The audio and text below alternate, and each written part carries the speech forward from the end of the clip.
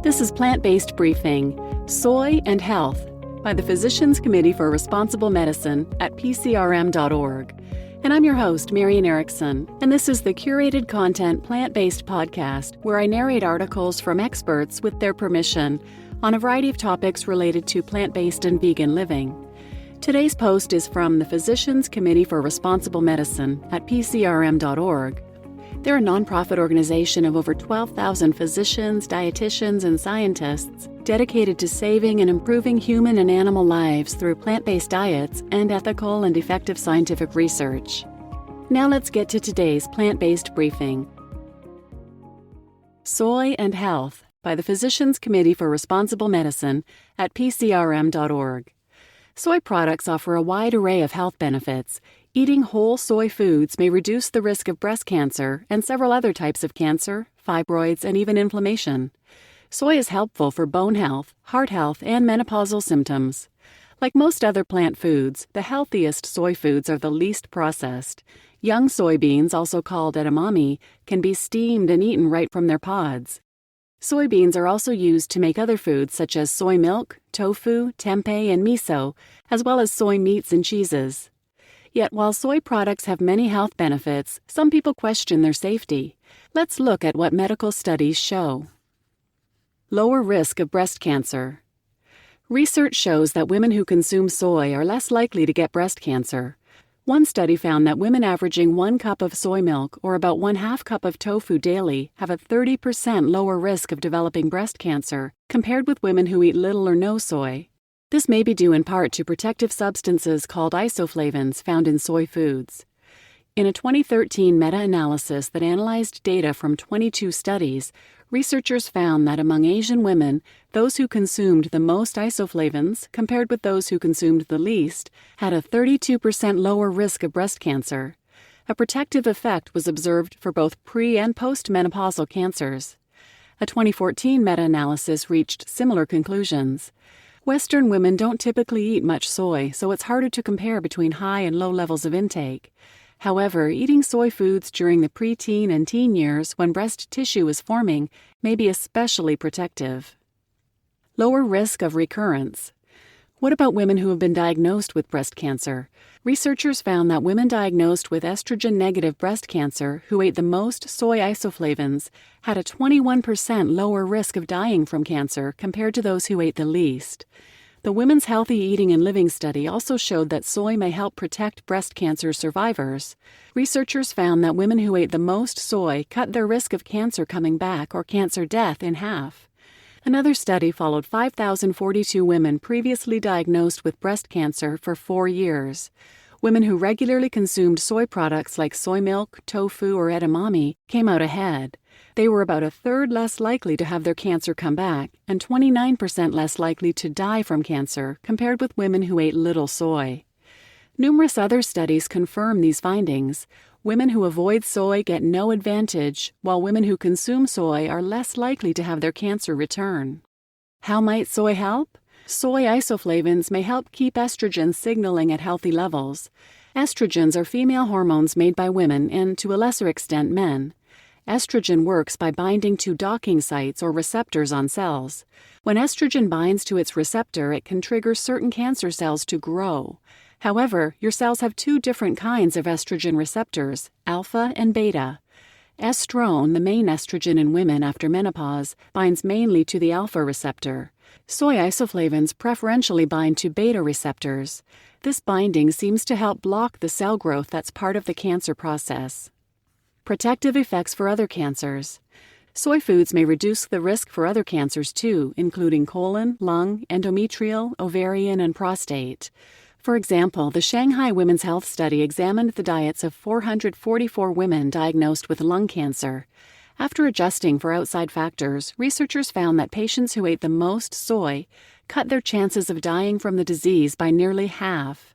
The same was found to be true in non-smoking Japanese men.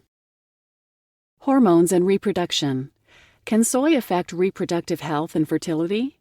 Studies in both men and women have shown that soy has no effect.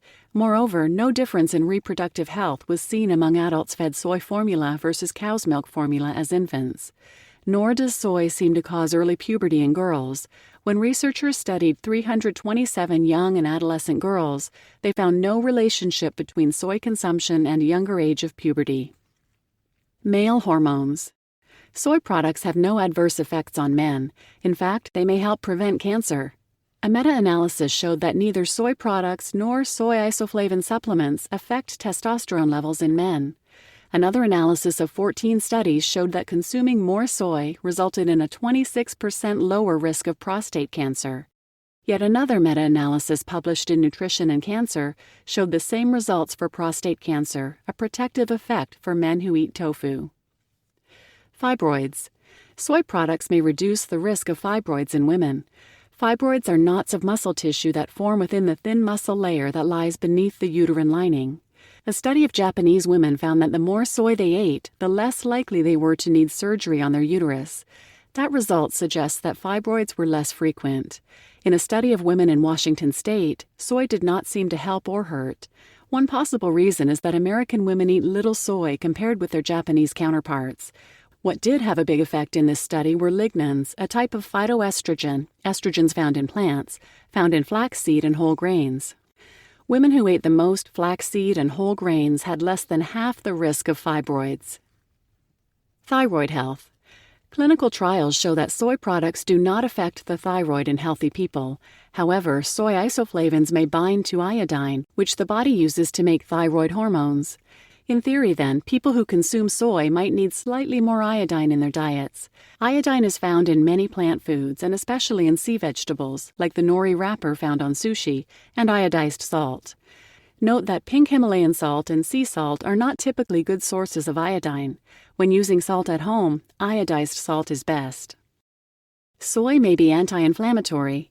In the Shanghai Women's Health Study, researchers looked at the diet of 1,005 middle-aged Chinese women. The more soy products the women consumed, the less inflammation they had. Inflammation is linked to cancer, type 2 diabetes, and heart disease. Another study found that soy products also appear to reduce bad cholesterol levels. Further, soy products are free from cholesterol and contain little or no artery-clogging saturated fat. Eating soy and other plant proteins in place of animal protein can improve heart health.